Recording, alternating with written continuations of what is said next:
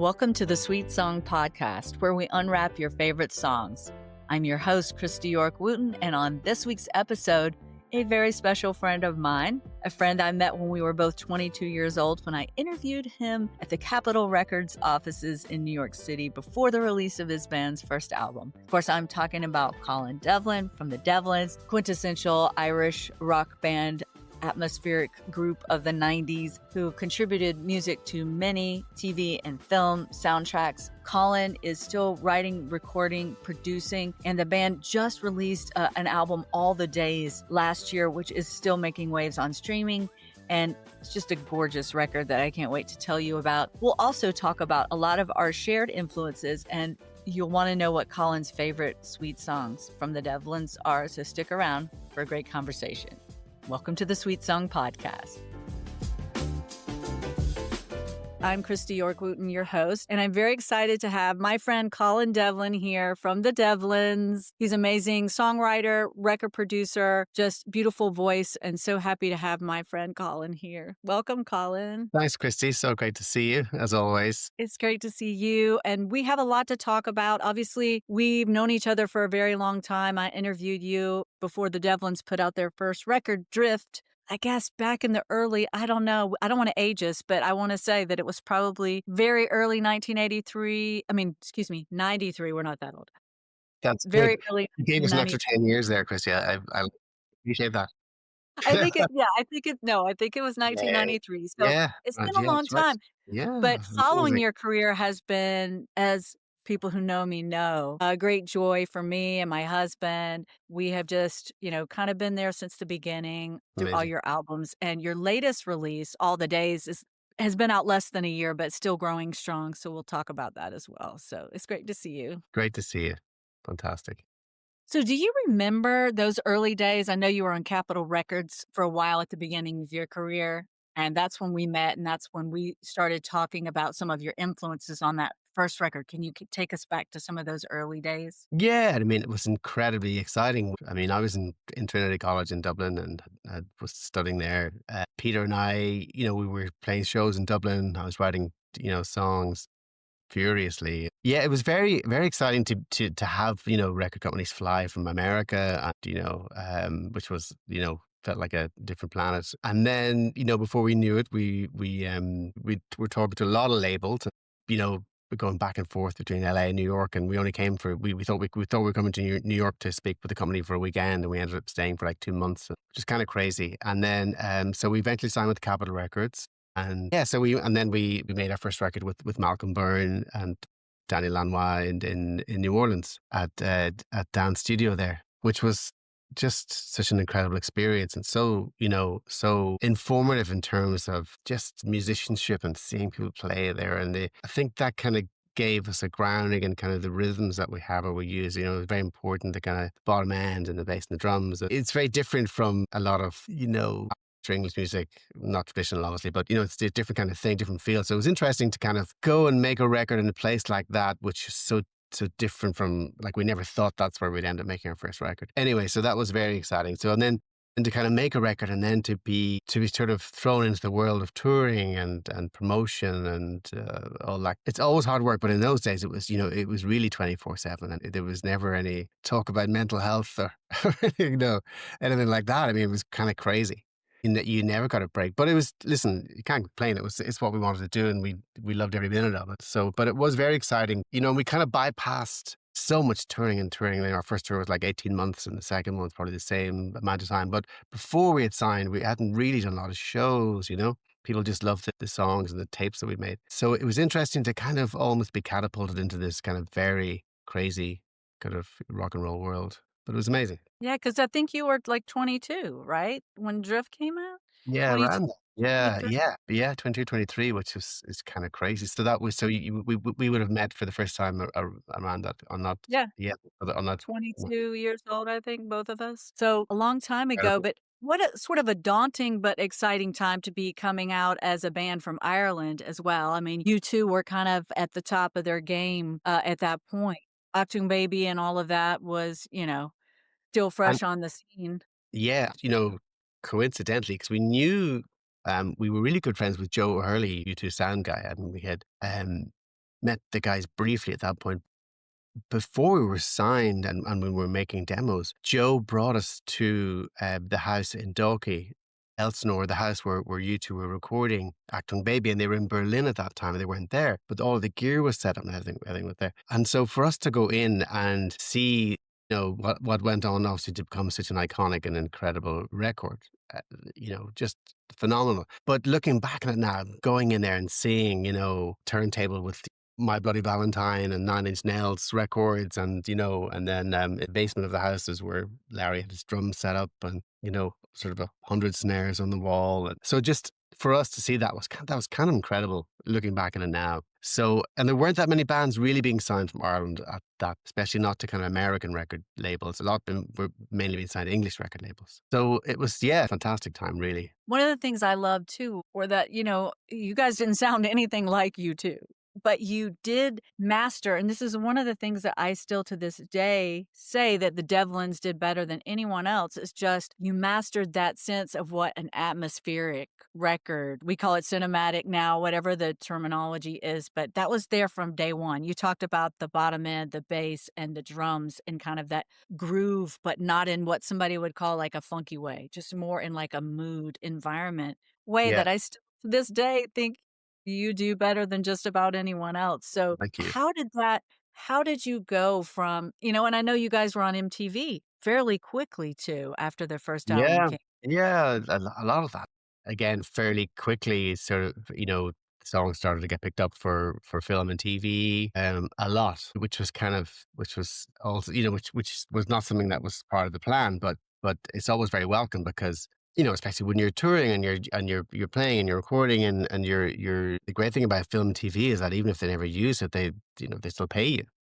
Right? So, it was fantastic to if it was a good show or especially something that we loved, we had songs in, shows like 6 Feet Under and so many different lots of film and TV and Batman Forever, different songs and different shows. But that was kind of an interesting thing. So it's never something that we consciously, to answer your question, it never was something that I or Peter had we consciously thought about too much. It's just, I guess it's the music that we liked and we wanted to, I think for me, it was trying to create, little sonic worlds, like little movies, in my own head. And I think that obviously translated to other people having their own movies in their heads. And so that's, for me, it was just creating a world. So when I write a song, I always visually see a place or a space or a thing. I don't do that. It's just a subconscious thing. So perhaps maybe that's other people relate to it in that way or for their own, in their own movie. It's probably a lot of my movies in my head that have Devlin soundtracks to them, Great. especially when I was living in New York, which is where we met at Capitol Records. But I think one of your first videos, I'm looking back to see which song it was, where you were walking on the street in New York as part of Ooh. the. Oh yeah. We shot all this beautiful like Super 8, all black and white Super 8 Yeah, footage, which we spent a lot of money to make it look cheap, as they say. those stick with me. Those stick with me as part of my memories of. Yeah, and actually, one of the girls from Capital, which is now part of Universal, and she sent us recently, which I should send. I've got to send it to you. Short, like a 15-minute kind of put together of all that stuff on the streets. So I'll try and get on a link and to send it to you because you'd love to see that. It's amazing. That would be great and take us back to that time period. 1992, 1993, 1994, 95. Those years in New York were really incredible musically. It was kind of right before all the record companies started falling apart and dropping Yeah, people from labels. But also, Jeff Buckley was in New York producing at that time. A lot of people um, just putting incredible music out. So I do remember that one show that you and I've talked about before at the Mercury Lounge that you guys did, and I wanna say that was '94. Had some music out for a little while that just captured the whole sort of early, mid-90s for me now. That show. yeah, yeah. It's kinda like those things before the world falls apart. We're at another stage of the world falling apart now, but back then it was a great few Yeah, years. and it was definitely a lot more innocent as well, I think. And but yeah, they were amazing years, and yeah, there was no Napster, there was no illegal downloading. The record companies were sort of, you know there was no shortage of money or funds for whatever they wanted to do, or whether it was videos or promotion, or it was and everything had been reissued on CDs. So the reality is probably the Beatles and Frank Sinatra probably paid for our first record. So thank you. So it was, yeah. Listen, it was absolutely incredible. And then we basically we toured a lot on that first record. It would be just incredible to see so many different places. And again, we would have played probably every state in America, maybe bar one or two. From the like crappiest clubs to we played to the theaters, and then later on we played everywhere from Madison Square Gardens to Red Rocks to you name it. So we sort of saw the whole spectrum of it. Yeah, you did, and they paired you with interesting folks too on the road. I remember, I think you were touring with Paula Cole, you were touring with Tori Amos, you were touring with others and doing festivals and things as well. So do you have any memories of any of those shows that Yeah, you were well, it was there? funny. I was just watching just watched the Lilith Fair documentary, which was recently. That's like I didn't know all of those people, all of those artists who toured with them all. And it was so funny. I think we could have been part of Lilith Fair. If they were going to be a male band, they probably would have chosen us because we had toured with a lot of them too. Coincidence, where the Sheryl Crow, Sarah McLachlan, Paula Cole, all of them. But yeah, that was amazing. We had an incredible tour with Tori Amos, actually, and we toured all over Europe with her, and then we got on so well. She said, "Listen, you have to come with us and do the American leg of the tour." So we did that, and that was her first tour with the band. So again, it was like all like 20,000 seaters, like sort of Madison Square Gardens every night, that kind of size, and we were doing it as a three piece. So I was inflicting my guitar playing on large groups of people night after night. That show came to Atlanta. That show came to Yeah, Chastain Park. yes, Yeah, I yeah. remember that. Yeah, so that was Um, kind of exciting. That was really, really good, really good fun to do. Yeah, so I guess touring has always been something that we love doing, and and with we basically when we were kind of finishing up touring on the first record, we were in Montreal, and then Pierre Marchand, who was Sarah McLachlan's producer, Pierre came to the show, and then we hit it off, and we asked him if he'd produce our second record, and he said he was too busy because he had a project just coming up. And we were like, "Oh, that's a pity." Okay, so then we were flying back to Dublin the next week, and then he rang up and said, "Listen, this project's just fallen through. Can you come? Do you want to come to Montreal?" No. And so we did that, and that was amazing. So that's been a long friendship with Pierre, and great relationship, the best. Fantastic. And we ended up going to Montreal to do our second record, which again was an incredible experience. And we were kind of up in the mountains, in the Laurentian Mountains, in the snow, and doing that. So that was, and we'd record during the week and then go to Montreal the weekends and into the city. And that was a very, very special time as well. Well, we have to talk about something that, you're a family band. It's not like five brothers harmonizing, but it is you and Peter being in the band.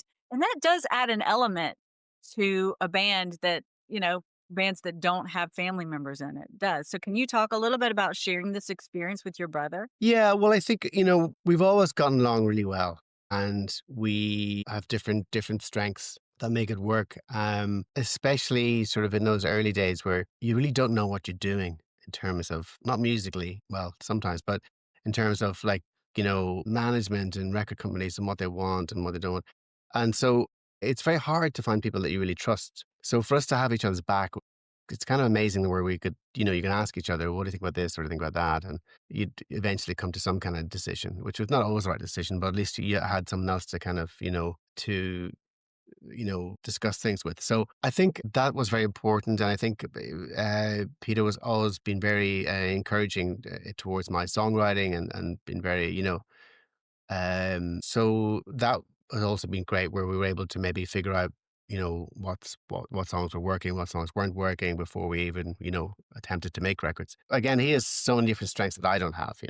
So it's a really good balance, like any band. And then, with our guitar player, with Mark Murphy, and Mark's amazing as well, and Guy Rickaby, our drummer, and we really are a band, and have been for a long time. So it was very important for me that with the new record that we made, that I wanted to just be with the guys and all do it together, play in the room, and have that experience, and not really send too many thoughts back and forth. Just like I wanted to, because we are great friends. So for us to be together, we're as happy to go for a pint together as we are to be rehearsing or playing a show, which is great. There's a lot of emotions when we're playing together because it's not just we're not just playing music. We're doing all we're it's a whole the history and what we're doing and everything. And I guess that's especially even more so for Peter and myself because we're when we are playing and we look at each other on stage, it's like there's a lot of time has passed, but we're just very grateful that we're able to do it, and I think and do it well, you know. So that's the thing as well. I mean, we worked really hard on all the days on the new record. We never want to put out anything that we're not extremely proud of or that feels really good to us. And we were lucky enough to have Rob Kerwin producing, who is an old friend of ours. We were in college together, and we've been friends for a long, long time, and just done a couple of songs here and there before. But to have him on board as producer, he's well known for his work with Hosier and with Depeche Mode, and he's worked with U2 as well, and lots of different people. So to have him on board, it was great, and he was very positive, very enthusiastic about the songs, and so we got it together pretty quickly, which is it's great. And I think and Rob engineered it and mixed it as well, so it feels very cohesive. I think it feels like a cohesive, it's a good sort of rock and roll cohesive record. Well, I'm just looking back. So, just catching up, everybody who's just joining us. I'm Kristi York Wooten with Sweet Song Podcast, and my guest today is Colin Devlin, and we're talking about his band, the Devlins, in which his brother Peter Devlin is also a member who plays bass and songwrites. We're talking about some of the records that the Devlins have done. We started talking about your debut, which was Drift. That was 1993. And you moved on to Waiting, and then Consent and Waves. And then there's kind of a gap there where everybody's like, oh, we're getting married and we're having kids and we're doing things. And you released, your solo records, Democracy of One and High Point, different from each other, those records for sure, but also Yeah, just still very consistent with the sound that you've always been known for. And now that brings us up to All the Days, which very few bands, I'm not just saying this to butter you up, for real. Very few artists can continue that level of songwriting and consistency in the way they present their songs over yeah, this long period of time. I it's mean, we're hard. talking about a 30-year period of time. I know we didn't want to say the real dates because we're young and our hearts were always 22, but And also, that's record. yeah, and Christy, you can butter me up anytime you want. Feel free to butter me up if you want to. No, I think that listen, it's really hard because you see it either bands lose their edge lyrically or musically, and it's kind of like it's not bad, but it's not great, and we just didn't want to do that. And I know it takes a lot of work. And then you have to, and then being brutally honest with yourself as well and saying, is it good? Is this good? Is this, and then you also have to, it has to feel different because you can't just do the same thing because then it's a retread of something you've done and it's not going to be as good. You're sort of trying to find something that I think, is for me, it's just trying to find something that was just exciting for me first that I liked, and then that the guys also approved of. And Rob is great as well because he's very, yes, I like that. No, I don't like that. There's no real sort of not much middle ground, which is it can save a lot of time. And he's got great taste as well. He's got good taste. So I think we were kind of we're aesthetically kind of aligned. So, and I think it's and also with people's schedules and timing and trying to get everybody together, and it doesn't come out of nowhere that if it's good, but it's great that there's been such a good reaction to it, and people because you kind of know when it's good or when it's not good, and when the praise is genuine or it's not. So yeah, it really stands up. And again, I think it definitely is a good record that stands up against the rest of our records, which is, as you said, is kind of is not the easiest thing to do. So we're happy about that. Yeah.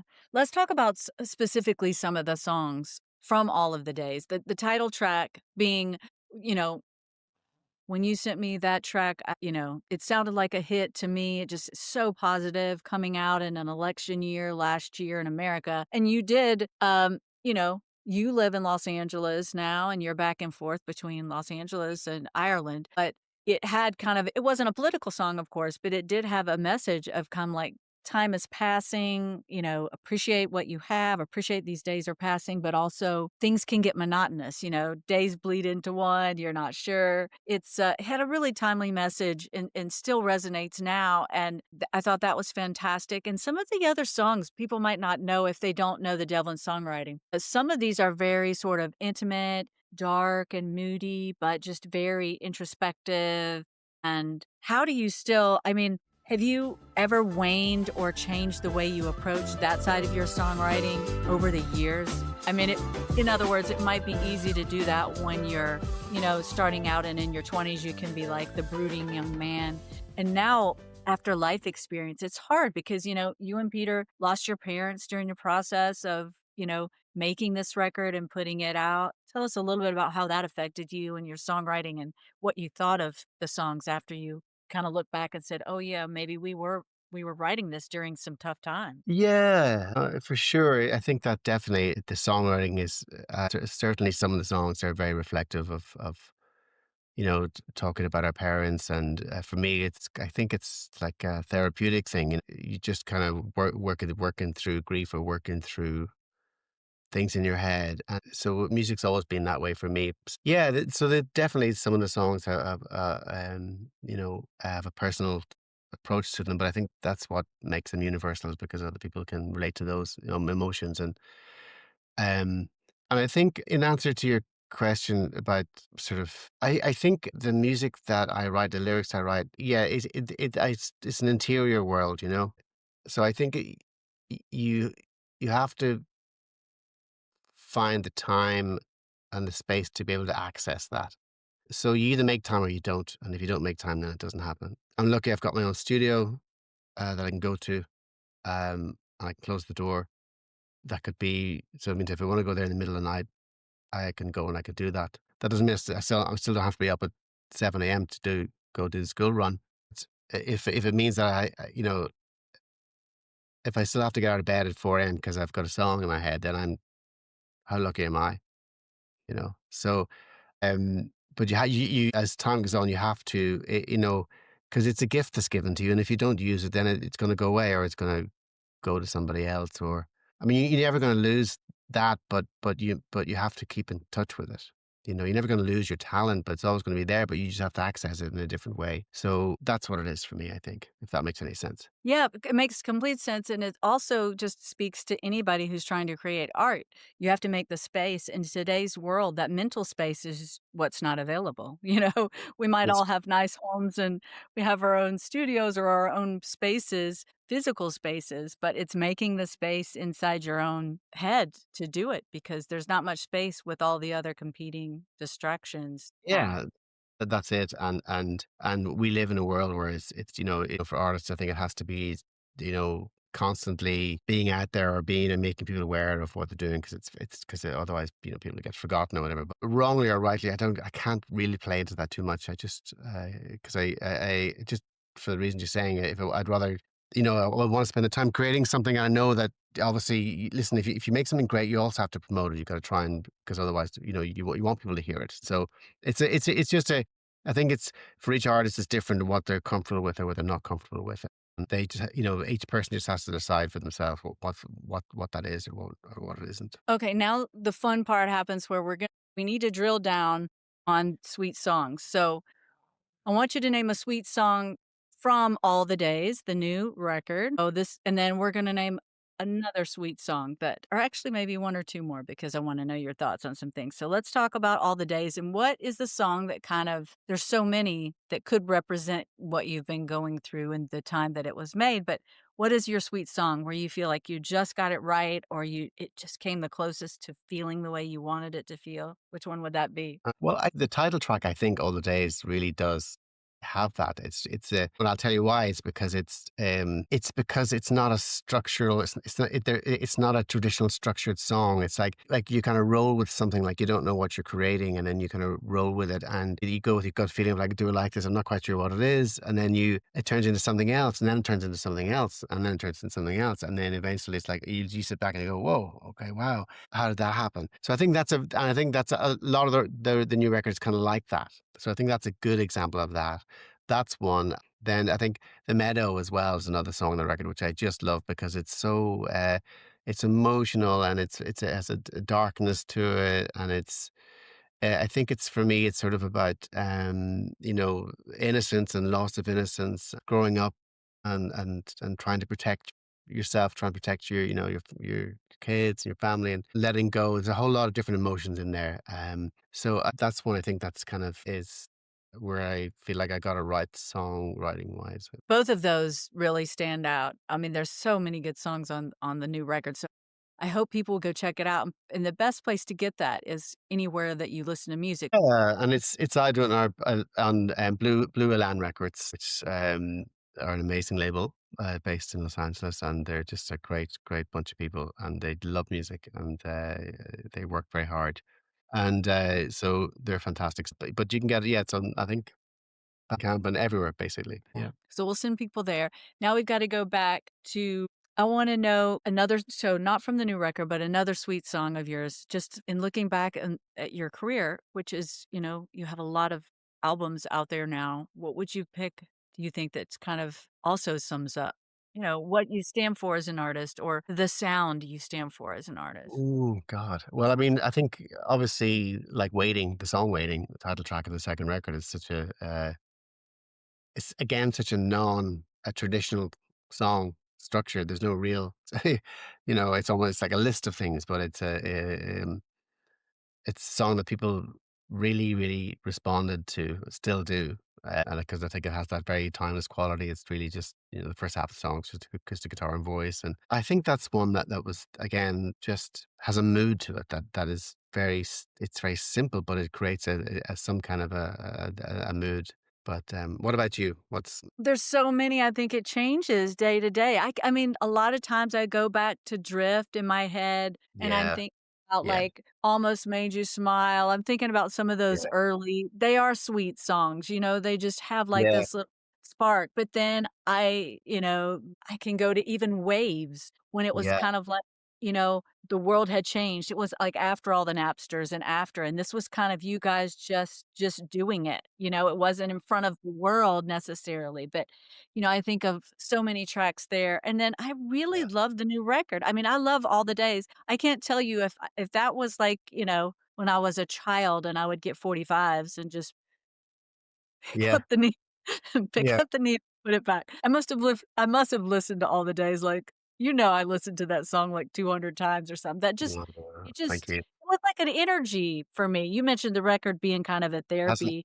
For an, you, en- it was like an energy energy. for keep Yeah, going through so yeah. much of the And I think you that's know? in it, that's one of those songs that, like, I needed to write for myself, it's and for purely selfish reasons. Like, I needed to write that for myself. So it's almost a song. It's almost a that's why I think people relate to it. And then also there are songs like "Slipping Through Your Hands" or "Mine," which people really love as well. Which again is sort of very sort of personal message to it. Yeah, so yeah, it's streaming really well. The whole record. So I hope people continue to you know uh, listen to it and discover it. That's what I want. Congrats on that. Alright, final question. What song do you wish you had written? Oh my god. Let's narrow it down to songs written in our lifetimes. That doesn't even Oh narrow it down god. that much. I think let me see. My favorite songs would be like Orpheus, David Sylvian, Life's What You Make It, Talk Talk, One, You Two, beautiful song. Well, there's three. Yeah. Let's talk Could about go Talk on. Talk.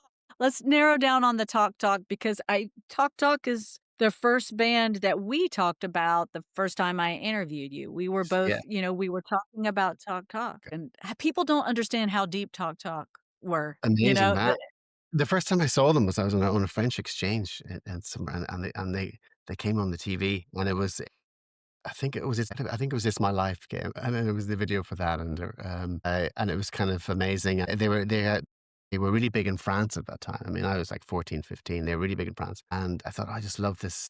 Whatever this sound is, it really resonated with me big time. And then when Color of Spring came out, um, that's just an incredible record. Incredible players on it, as well as the band, incredible session players on it. And it's just a beautiful record. And I think that's I mean, that record and then and Secrets of the Beehive, David Sylvian, and they were two, and Prefab Sprout as well, Steve McQueen. I mean, they're three records that were like very, very formative for me in terms of I think how I approached songwriting, or the feeling, you know. And then Talk when then they sort of done a bit of a left turn with The Color of Spring, but then when they brought out Spirit of Eden, which is just a phenomenal record, and Laughing Stock after that, those records. I mean, if people don't know them, oh my God, they're just like, put on Spirit of Eden with your headphones on, close your eyes. I mean, forget about it. Just nothing like it. And just again, that sort of soundscape that you know what we talked. Guess I think it gets back to that kind of these images. You know, when you hear that kind of music, it's dark music. It's really dark music, but it's so rewarding. It's just you know, like honestly, you know, I'd never need to take any drugs. I just listen, put on Spirit of Eden, because whatever feeling that's going to give you, that's going to give you the same feeling. Yeah. And that, those records coming out like 84, I think, when It's My Life came out, and then Color of Spring in 86, Spirit of Maybe. Eden 88, I think. All right there in a row. And, when Mark Hollis died, people, I mean, that was a huge reaction from, we're Gen Xers, from our age group. That was like a huge thing. It wasn't Prince necessarily, but the outpouring was really incredible. I Yeah, thought for him to be not a household name at all, but to just be somebody that did influence. And I would say the Devlins and your sound definitely, was influenced by that, but also kind of took what they provided, and you kind of did something different, but yeah, still rewarding in that same way you're talking about, that darkness, that intensity and pressure, but there's light. Like, these aren't yeah. songs that are the light is what it's like they are the whole time. You could see it. It's like a pinhole. It's guiding you through there, and that's what the reward is, to put oddly to put it into Yeah. words. No, that's it. And I had an email from him because we'd emailed at one point, but it's lost somewhere on a computer. But I just have an email from him because we were talking about maybe doing some production or something. And then and the same with Carl Wallinger from World Party. We had an amazing night with him, Peter and I, at the studio, his studio in London, because he was gonna we were talking about we were gonna have him produce the second record, actually. But we just had the most phenomenal night with him at the studio, just the three of us, and we were playing music and drinking wine. And I remember him, he was sitting at the piano, and he was just said, I feel like I'm in a Beatles cage. I can't get out of the Beatles cage. So funny. And then he was talking about, he was showing us all of the he was at the time, he was really into the pyramids and Giza, and Egyptology is Egyptology, which was his record, came out like 3 years right, later or whatever. So he was showing yeah. us this, I'm really into this at the moment, and how everything was lined up and the whole thing, which obviously is incredible. So it was really funny to see that. And then the record came out, he goes, "Oh, that's what that's what he was going on about." But he Yeah, was World just Party. like, yeah, those like Ship of Fools, and then the Goodbye Jumbo. That's just an incredible record, and that was, Yeah. like, that was a big influence on us at the time on our first record as well. Mhm. Goodbye Jumbo, which is just a phenomenal record. One of my favorites of all time, for sure. Well, thank you so much for your time, Colin. This is great talking to you on the podcast, Oh, getting your thank you. sweet songs and telling people all about the latest Devlin's record, All the Days, which is doing really well on streaming, and everybody needs to go check it out and listen because it's really fabulous. Well, thanks, Christy. Thanks so Thanks. much, Colin. Okay, bye, bye. Bye. Thank you. The Sweet Song Podcast is written and hosted by me, Kristi York Wooten, and produced by Sustenance Group, LLC. It's available wherever you get your podcast. Check it out on Apple, YouTube, and Pure Pop for Now People for all the details. See you next time on the Sweet Song Podcast, where we unwrap your favorite songs.